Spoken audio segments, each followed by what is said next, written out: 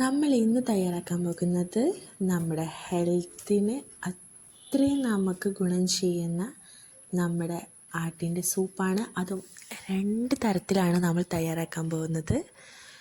അതിന് വേണ്ടിയിട്ട് നമ്മൾ മട്ടൻ നല്ല രീതിയിൽ കഴുകിയെടുക്കാൻ ശ്രമിക്കുക. അതിലേക്ക് പച്ചമല്ലി, നമ്മുടെ ചെറിയ ജീരകം, വലിയ ജീരകം, പട്ട, കറാമ്പു, 2 ഏലക്ക ഇതെല്ലാം ഇട്ടതിന് ശേഷം നമ്മളതിലേക്ക് കുരുമുളകും കൂടെ ആഡ് ചെയ്ത് കൊടുക്കണം.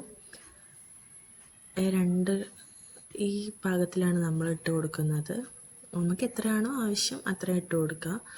സോ നമ്മുടെ ഹെൽത്തിന് അത്രയും അടിപൊളിയായിട്ടുള്ളൊരു ഐറ്റം കൂടിയാണ്. ഇതെല്ലാം നന്നായിട്ട് കഴുകി എടുത്തതിന് ശേഷം നമ്മൾ മിക്സിയിലിട്ടിട്ട് നല്ല രീതിക്ക് അരച്ചെടുക്കണം. അതിൽ നമ്മൾ കറിവേപ്പില ആഡ് ചെയ്തിട്ട് അരച്ചെടുക്കാൻ വേണ്ടിയിട്ട് ശ്രമിക്കുക. ആ ഒരു ഫ്ലേവറിനൊക്കെ വേണ്ടിയിട്ടാണ്. അതുപോലെ തന്നെ നമ്മൾ ഇത് വാഷ് ചെയ്തെടുക്കുമ്പോൾ ഇതിന് നല്ലോണം രോമം ഞാൻ ഇതിൽ തന്നെ ആഡ് ചെയ്യുന്ന വീഡിയോയിൽ ഞാൻ കാണിച്ചു തരാം. അപ്പോൾ അതിൽ നന്നായിട്ട് രോമം കാണാൻ ചാൻസ് ഉണ്ട്.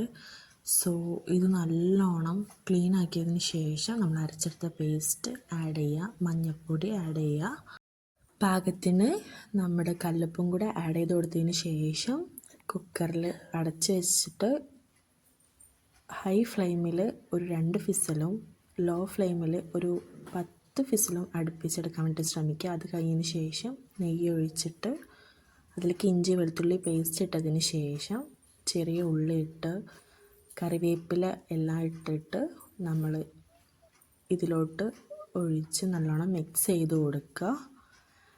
എന്നിട്ട് നമ്മൾ സെർവ് ചെയ്യുക. സോ അടിപൊളിയാണ്.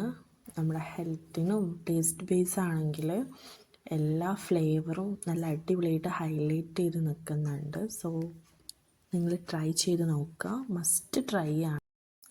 നെക്സ്റ്റ് നമ്മൾ ഉണ്ടാക്കാൻ പോകുന്ന സൂപ്പിൻ്റെ മുമ്പ് നമ്മൾ മാംഗോ കഴിച്ചിട്ടുണ്ടായിരുന്നു. സോ നമ്മൾ നെക്സ്റ്റ് ഉണ്ടാക്കാൻ പോകുന്ന സൂപ്പ് എന്ന് പറയുന്നത് അരപ്പ് ചേർക്കാണ്ട് നല്ല കുരുമുളകും, ചെറിയ ജീരകം, വലിയ ജീരകം, നമ്മൾ അതിലേക്ക് എല്ലാ കാര്യങ്ങളും കുരുമുളക്, മഞ്ഞൾപ്പൊടി ഇതെല്ലാം ഇട്ടതിന് ശേഷം നമ്മൾ വെളിച്ചെണ്ണയിലാണ് ഇത് ഉണ്ടാക്കിയെടുക്കാൻ പോകുന്നത്.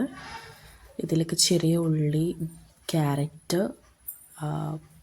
നല്ല കറിവേപ്പില, അതുപോലെ തന്നെ നമ്മുടെ ഐറ്റംസൊക്കെ ഇട്ടതിന് ശേഷമാണ് നമ്മളിത് റെഡിയാക്കുന്നത്. സോ റെഡിയാക്കുന്നതിന് മുമ്പ് നമ്മൾ ഫ്ലാഷ് അടിച്ച് വീഡിയോ എടുക്കാൻ വേണ്ടിയിട്ട് ഫ്ലാഷ് അടിച്ചപ്പോഴാണ് ഇത് കണ്ടത്.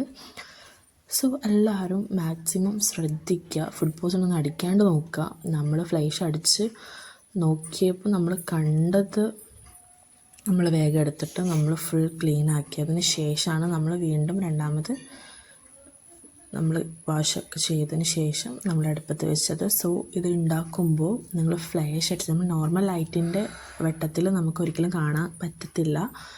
നിങ്ങൾ ഫ്ലാഷ് അടിച്ച് തന്നെ നോക്കിയതിന് ശേഷം ഇത് നല്ലോണം വാഷ് ചെയ്ത് രോമമൊക്കെ പോയി എന്ന് ഉറപ്പ് വരുത്തിയതിന് ശേഷം നിങ്ങളിത് റെഡിയാക്കാൻ വേണ്ടിയിട്ട് ശ്രമിക്കുക. സോ ഒരു 8-10 ഫിസിലൊക്കെ അടുപ്പിച്ചെടുത്തതിന് ശേഷം നമുക്ക്